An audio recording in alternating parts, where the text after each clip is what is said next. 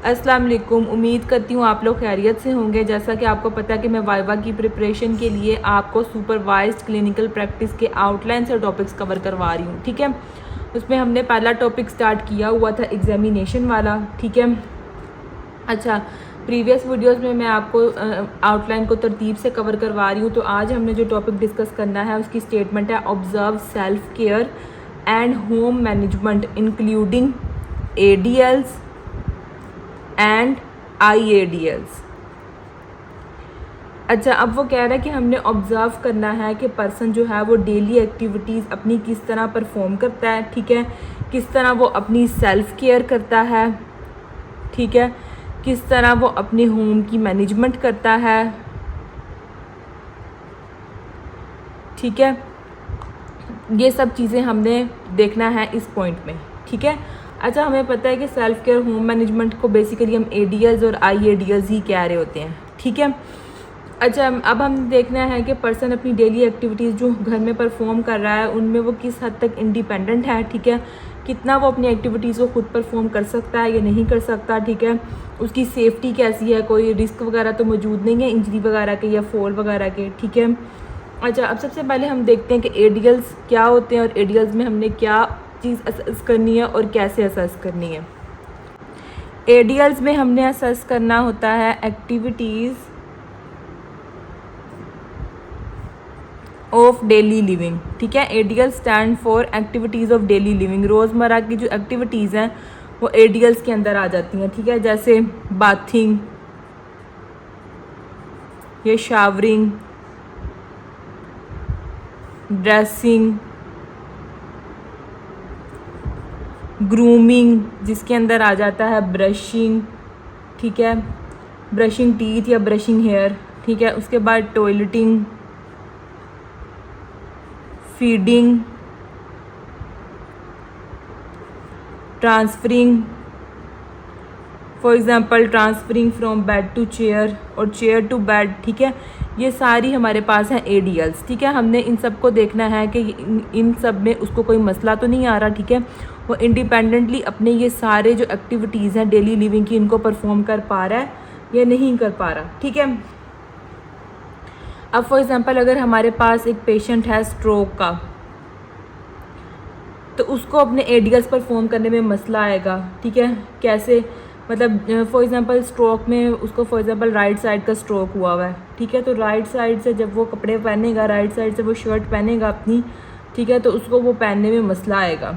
ठीक है, इस तरह हमें ऑब्ज़र्व करने से पता चल जाता है कि पेशेंट को कोई भी अपने ADLs परफॉर्म करने में मसला आ रहा है या नहीं आ रहा। ठीक है, ADLs के बाद हमने पेशेंट के असेस करने हैं IADLs। IADLs stand for instrumental activities of daily living.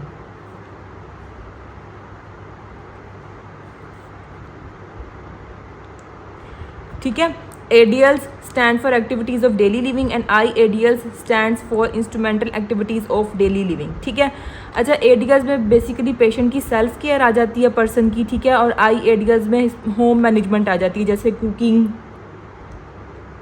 Cleaning, अपनी मेडिकेशंस वगैरह को मैनेज करना, मैनेजिंग मेडिकेशंस। ठीक है, कि खुद अपनी मेडिकेशंस ले सकता है नहीं ले सकता। ठीक है, उसके बाद हैंडलिंग मनी और बिल्स, यूजिंग फ़ोन और any technology, grocery shopping, laundry. ठीक है, ये सारे काम जो हैं ये होम मैनेजमेंट के। तो हमने देखना है कि इनको पर्सन जो है वो इंडिपेंडेंटली परफॉर्म कर सकता है या नहीं कर सकता, या उसको कोई भी इशू आ रहा है। ठीक है, अब फॉर एग्ज़ाम्पल एक पर्सन है, उसकी एज ज़्यादा होगी तो जाहिर सी बात है उसे लॉन्ड्री वगैरह करने में मसला आएगा। ठीक है, उसका पोस्चर ख़राब होगा। ठीक है, मतलब वो ज़्यादा झुककर फॉर एग्ज़ाम्पल वॉशिंग मशीन से कपड़े निकाल रहा है या डाल रहा है। ठीक है, जिससे उसका पोस्चर डिस्टर्ब होगा, उसके जॉइंट पे स्ट्रेन आएगा। ठीक है, और वो जल्दी थक जाएगा काम को परफॉर्म करते हुए। ठीक है, अच्छा, अब हमने ADLs और IADLs कि जब ऑब्जर्वेशन करनी है, ठीक है, ऑब्ज़र्व करना है पेशेंट के एडियल्स और आई एडियल्स को, तो हमने किन किन चीज़ों का ख्याल रखना है। सबसे पहले हमने ख्याल रखना है सेफ्टी देखनी है हमने पर्सन की, ठीक है। सेफ्टी में हमने देखना है कि फॉल्स वगैरह के चांसेस तो नहीं है, बर्न्स वगैरह होने के चांसेस तो नहीं है, ठीक है, या किसी भी किस्म की इंजरी वगैरह होने के चांसेस तो नहीं है पर्सन को, ठीक है। उसके बाद हमने पर्सन की देखनी है बॉडी मैकेनिक्स। बॉडी मैकेनिक्स में हमने ऑब्ज़र्व करना है उसका पोस्चर कैसा है, ठीक है, और अगर वो कोई चीज़ लिफ्ट कर रहा है तो वो उसको कैसे लिफ्ट कर रहा है, ठीक है। लिफ्टिंग टेक्निक्स देखनी है पर्सन की। उसके बाद हमने उसकी देखनी है स्पीड और एफिशिएंसी, ठीक है, कि कितनी स्पीडीली वो वर्क को परफॉर्म कर रहा है, ठीक है।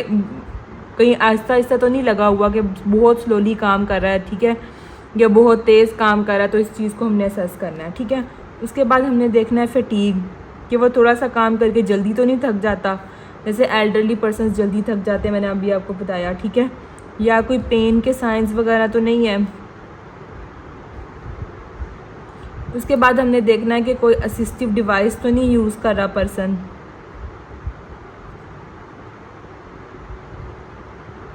ठीक है।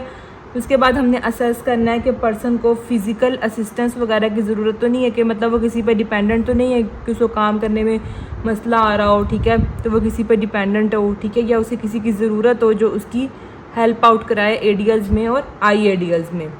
तो यहाँ तक था हमारे पास ये वाला टॉपिक, ठीक है। अब हम नेक्स्ट टॉपिक डिस्कस कर लेते हैं। नेक्स्ट टॉपिक क्या है? नेक्स्ट टॉपिक ये है कि हमने क्या करना है, मेजर करना है पेन को, ठीक है, और कैरेक्टराइज करना है पेन को, ठीक है। मतलब बेसिकली हमने इसमें पेन की असेसमेंट करनी है, ठीक है।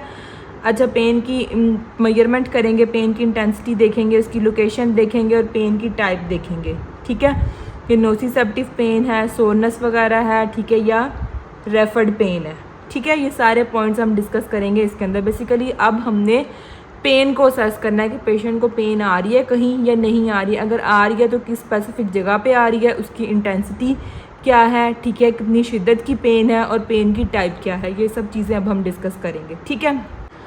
अच्छा, सबसे पहले तो अब हमें 3 चीज़ों का पता होना चाहिए। पेन क्या है, ठीक है, सोरनेस क्या है,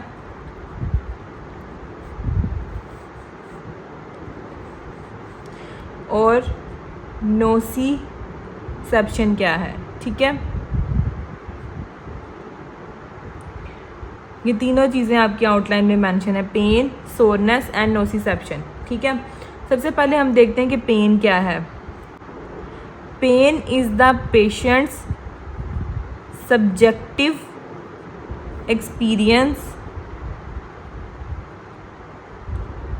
अच्छा, pain is the subjective experience reported by patient, ठीक है। इसमें हम देखते हैं कि पेन की इंटेंसिटी कितनी है, ठीक है, उसकी शिद्दत कितनी है, उसकी क्वालिटी क्या है, ठीक है, टाइप क्या है पेन की, टाइमिंग क्या है, ठीक है, किस वक्त होती है, किस वक्त ज़्यादा होती है, किस वक्त कम हो जाती है, थ्रू आउट होती रहती है, ठीक है, और जो पेन है उसकी लोकेशन क्या है, ठीक है। ये सारी चीज़ें हम पेन के अंदर फिर मेजर करते हैं, ठीक है। नेक्स्ट जो हमारे पास टर्म है डैट इज़ सोरनेस। सोरनेस हमारे पास कब होती है? सोरनेस हमारे पास कोई भी एक्टिविटी परफॉर्म करने के बाद होती है, ठीक है, या अगर हम किसी पार्ट का ओवर यूज़ करते हैं, बहुत ज़्यादा यूज़ करते हैं, तो उसके बाद होती है सोरनेस, ठीक है, या फटीग के बाद होती है, पर्सन कोई काम करके थक जाए, ठीक है, या किसी इंजरी वगैरह के बाद भी सोरनेस हो सकती है, जिसे हम कहते हैं कि मतलब सोजिश हो गई है, ठीक है। अच्छा, नोसिसेप्शन हमारे पास क्या होती है? Nociception is the physiological response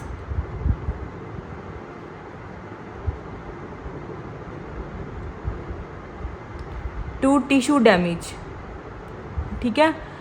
अगर हमारी बॉडी का कोई भी टिश्यू डैमेज होता है या बाहर से कोई भी हार्मफुल स्टिमुलाई आता है तो हमारी बॉडी एक रिस्पॉन्स शो करती है, ठीक है, जिसे हम कहते हैं नोसिसेप्शन, ठीक है।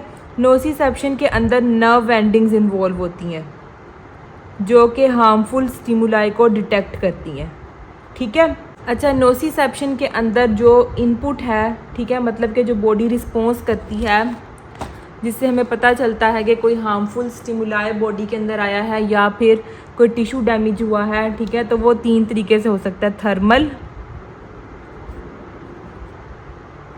मैकेनिकल या केमिकल। ठीक है, थर्मल में हो सकता है कि हीट या कोल्ड, मतलब ठंडा या गर्म लगे, जिससे बॉडी को पता चल जाए कि जो है वो बॉडी के अंदर कोई भी हार्मफुल स्टिमुलाई आया या टिश्यू डैमेज हुआ है। ठीक है, या मैकेनिकल इनपुट हो सकता है, जैसे कोई प्रेशर आए, ठीक है, या स्ट्रेच हो कोई चीज़, ठीक है, कोई बॉडी पार्ट स्ट्रेच हो, ठीक है, या केमिकल इनपुट हो सकता है कि इन्फ्लेमेशन वगैरह हो जाए किसी जगह पर, जिससे हमें पता चल जाता है कि टिश्यू डैमेज हुआ या कोई भी हार्मफुल स्टिमुलाई बॉडी के अंदर एंटर हुआ है। ठीक है, ये था नोसिसेप्शन। अब 3 टर्म्स मैंने आपको एक्सप्लेन कर दी हैं, ठीक है, जो आपके आउटलाइन में पहले लिखी हुई है। पेन वाले टॉपिक में पेन थी, सोरनेस थी और नोसिसेप्शन थी। ठीक है, पेन मैंने आपको बताया कि ये सब्जेक्टिव एक्सपीरियंस होता है रिपोर्टेड बाय पेशेंट। ठीक है, अच्छा, इसमें हम पेशेंट से पूछते हैं कि पेन कितना हो रहा है, मतलब अगर हम तुम्हें कहें कि 0 से लेकर 10 तक तुमने अपनी पेन को रेट करना है, तो तुम कौन सा नंबर दोगे कि किस शिद्दत की पेन है। ठीक है, फिर हम उससे पूछ लेते हैं कि पेन की टाइप क्या है, शार्प है, डल है, ठीक है, या बर्निंग है, ऐसे जैसे जलन हो रही है। ठीक है, अच्छा, सोरनेस मैंने आपको बताया कब होती है, कोई भी एक्टिविटी के बाद, ओवर यूज़ के बाद, ठीक है, फटीग के बाद या इंजरी वगैरह के बाद सोरनेस हो सकती है। ठीक है, मसल सोरनेस भी हो सकती है और जॉइंट पेन भी हो सकती है। तो इसमें हम पर्सन से पूछते हैं कि कोई एक्टिविटी करने के बाद सोरनेस हुई थी, ठीक है, या वैसे ही हो गई थी। ठीक है, अच्छा, सोरनेस में हम पर्सन से पूछते हैं कि एक्टिविटी जिस दिन करते हो उस दिन सोरनेस होती है या वैसे भी रहती है। ठीक है, अच्छा, सोरनेस ऐसे फील होती है जैसे एकी, मतलब कोई चीज़ जैसे दुख रही है, ठीक है, या स्टिफ हो जाती है जगह, या मसल हार्ड हो जाता है बहुत ज़्यादा। ठीक है, या टेंडर होता है। टेंडर का मतलब होता है कि अगर हम उसको यूँ टच करें तो टच करने से पेन होती है। ठीक है, नोसिसेप्शन क्या होता है मैंने आपको बता दिया। नोसिसेप्शन फिजियोलॉजिकल रिस्पॉन्स होता है बॉडी का जब भी कोई टिश्यू डैमेज हो या कोई भी हार्मफुल स्टिमुलाई बॉडी के अंदर एंटर हो। ठीक है, अच्छा, अब जो नेक्स्ट पॉइंट है that is specific body parts. अच्छा, स्पेसिफिक बॉडी पार्ट्स का मतलब ये है कि अब हमने पेशेंट से कहना है कि मुझे एग्जैक्ट उस जगह पे हाथ लगा के बताओ जहाँ दर्द हो रही है। ठीक है, यहाँ दर्द हो रही है, यहाँ दर्द हो रही है, यहाँ हो रही है, यहाँ हो रही है, कहाँ दर्द हो रही है, मुझे एग्जैक्ट उस जगह पे हाथ लगा के बताओ कि मुझे इस जगह पे दर्द हो रही है। ठीक है, अच्छा, उसके बाद यहाँ पे आपके आउटलाइन में तो मेंशन नहीं है, लेकिन मैं बता देती हूँ कि हम कौन कौन से टूल्स यूज़ कर सकते हैं मेजर करने के लिए पेन को।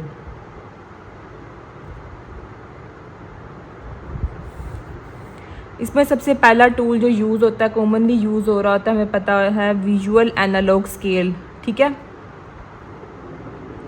विजुअल एनालॉग स्केल पे हम पेशेंट से कहते हैं कि 0 से 10 तक तुम्हारे पास एक स्केल है, अब तुमने इस पे बताना है कि तुम्हारी पेन की शिद्दत कितनी है।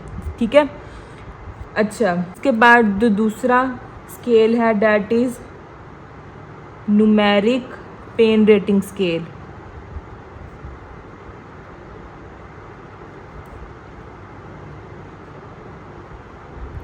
ठीक है, उसके बाद जो थर्ड स्केल है that is Wong Baker faces scale. ये वाला जो टूल है ना, जो पेन को मेजर करने के लिए यूज़ होता है, ये बच्चों में यूज़ होता है। ठीक है, बहुत छोटे बच्चों में यूज़ होता है, ये ऐसे एडल्ट्स में यूज़ होता है जो बोल नहीं सकते। ठीक है, अच्छा, उसके बाद पेन को मेजर करने के लिए हमारे पास एक क्वेश्चनएयर है, बहुत इम्पोर्टेंट। ठीक है, हमें पता भी है, मैकगिल पेन क्वेश्चनएयर।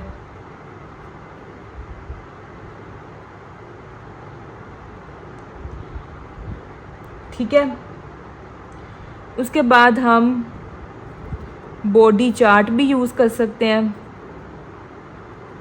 या पेन मैप भी यूज़ कर सकते हैं। इसमें क्या होता है कि मतलब फॉर एग्जांपल एक मैप होता है, उसके ऊपर बॉडी की पूरी शेप बनी होती है और हम पेशेंट से कहते हैं कि तुमने मार्क करके बताना है कि इस लोकेशन पे या इस जगह पे मुझे बॉडी के पेन हो रही है। ठीक है, ये सारे टूल्स हम यूज़ कर सकते हैं पेन को मेजर करने के लिए।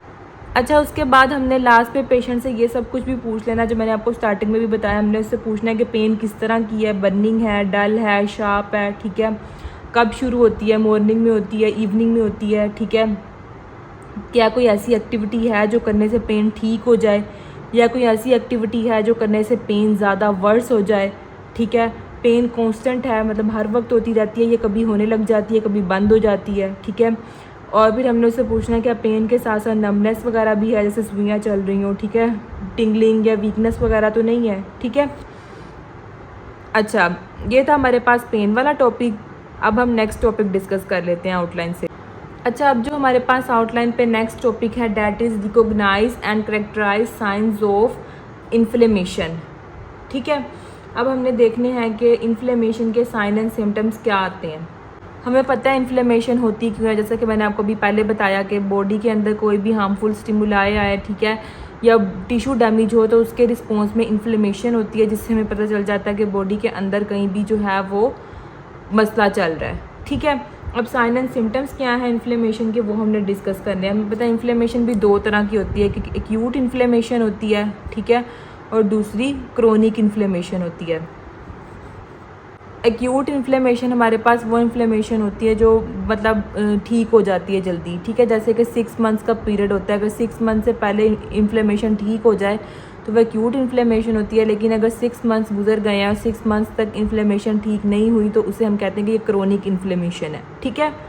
अच्छा, बेसिकली जो हमें इन्फ्लेमेशन के साइंस देखने को मिल रहे होते हैं वो हमने कई दफ़ा पढ़े हुए, वो यही है कि रेडनेस हो जाती है, ठीक है, वो हिस्सा सुर्ख हो जाता है, ठीक है, गर्म हो जाता है, वार्म हो जाता है, ठीक है, स्वेल्विंग हो जाती है उस जगह पे, ठीक है, और टेंडरनेस हो जाती है। टेंडरनेस मींस के मतलब हम टेंडरनेस का मतलब ये होता है कि जैसे मुझे दर्द नहीं हो रही, लेकिन मैं इस हिस्से पे टच करूँगी, ठीक है, इसको थोड़ा सा प्रेस करूँगी तो मुझे यहाँ पे दर्द होगी, डैट इज़ कॉल्ड टेंडरनेस, ठीक है।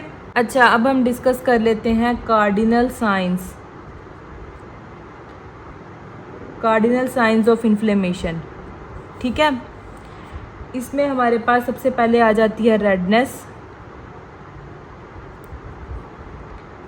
का मतलब हमें पता है कि जब भी फॉर एग्जांपल कोई भी इंजरी वगैरह होती है, ठीक है, तो क्या होता है उसके इर्द गिर्द का एरिया जो है वो रेड हो जाता है, ठीक है, तो रेडनेस हो सकती है। नंबर 2 पे हीट, जैसे मैंने अभी आपको जैसे बताया वार्मथ, ठीक है, तो मतलब जब हम उस एरिया को टच करेंगे तो वो गर्म होगा, ठीक है। नंबर 3 पे हो सकती है स्वेल्विंग, वो जगह सूज जाएगी, ठीक है। इसके बाद हो सकती है पेन पे जैसे मैंने आपको भी बताया टेंडरनेस हो सकती है। पेन की टाइप्स में टेंडरनेस हो सकती है कि टच करने से पेन हो, ठीक है, या एकिंग पेन हो सकती है जैसे जैसे जगह बहुत ज़्यादा दुख रही है, ठीक है, या सोरनेस हो सकती है कि वही सोजिश हो गई है, ठीक है। अच्छा, और लास्ट पे क्या साइन आता है, loss of function.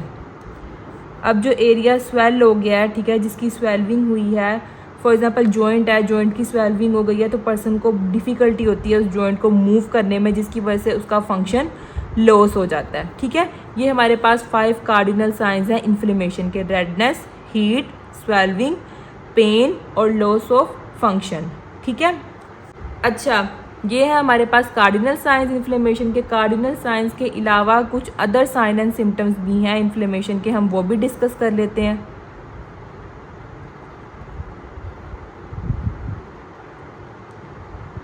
Other sign and symptoms में सबसे पहले हमारे पास आ जाता है स्टिफनेस हो जाती है बहुत ज़्यादा, मतलब जैसे बॉडी पार्ट अकड़ गया है, ठीक है, और स्टिफनेस ज़्यादातर होती है मॉर्निंग में या आफ्टर एनी इनएक्टिविटी, ठीक है। मतलब जो स्टिफनेस है वो या तो मॉर्निंग में ज़्यादा होगी, या अगर पर्सन ज़्यादा देर तक कोई काम नहीं करता, वो इनएक्टिव रहता है, तो भी ज़्यादा स्टिफनेस हो सकती है, ठीक है। अच्छा, दूसरा साइन एंड सिम्टम क्या हो सकता है, डिक्रीज्ड रेंज ऑफ मोशन। अच्छा, डिक्रीज रेंज ऑफ मोशन क्यों हो सकती है, जब पर्सन का फॉर एग्जांपल जॉइंट है, जॉइंट पर स्वेल्विंग है, वो उसको मूव नहीं कर रहा, ठीक है, उससे कोई फंक्शन परफॉर्म नहीं कर रहा, तो अल्टीमेटली उसकी रेंज ऑफ मोशन कम हो जाएगी, ठीक है।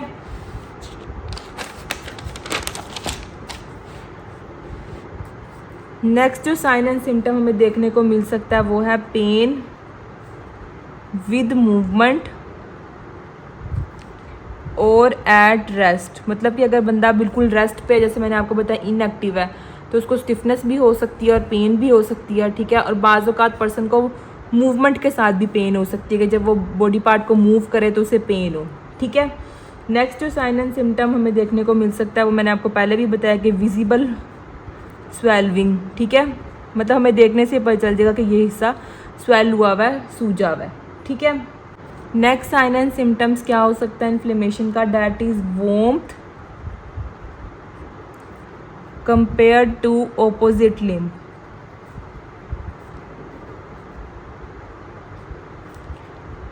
मतलब कि अगर फॉर एग्जांपल पर्सन के राइट आर्म पे स्वेल्विंग हुई है, ठीक है, तो अगर हम राइट आर्म को टच करेंगे और लेफ़्ट आर्म को टच करेंगे तो राइट आर्म ज़्यादा गर्म होगी as compare to left arm, ठीक है। उसके बाद जो नेक्स्ट साइन एंड सिम्टम हमें देखने को मिल सकता है that is tenderness on palpation. ये मैंने आपको पहले भी बताया है कि जब हम पाल्पेट करेंगे बॉडी पार्ट को इस तरह, ठीक है, तो पर्सन को पेन होगी, that is called tenderness on palpation, ठीक है। उसके बाद नेक्स्ट साइन एंड सिम्टम जो हमें देखने को मिल सकता है वो हमें सिस्टेमिक साइंस देखने को मिल सकते हैं। सिस्टेमिक साइंस में हमें क्या क्या देखने को मिल सकता है, नंबर 1 पर्सन को बुखार हो सकता है, फीवर, ठीक है, उसे थकावट हो सकती है, फटीग, पर्सन का हार्ट रेट ज़्यादा हो सकता है, ठीक है। और अगर पर्सन का ब्लड टेस्ट करवाया जाए तो उसके अंदर उसके जो इन्फ्लेमेटरी मार्कर्स होते हैं जैसे कि CRP और ESR वगैरह रेज्ड होंगे, ठीक है।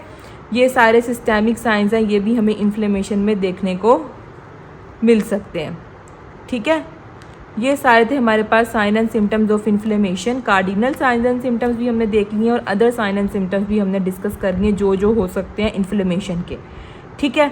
अच्छा, यहाँ पे हमारा ये आउटलाइन का टॉपिक भी ख़त्म हो गया, ठीक है। आज हमने बस ये 3 टॉपिक ही डिस्कस करने थे, बाकी जो नेक्स्ट आउटलाइन है वो हम नेक्स्ट वीडियो में डिस्कस करेंगे, ठीक है। Thank you for watching my video.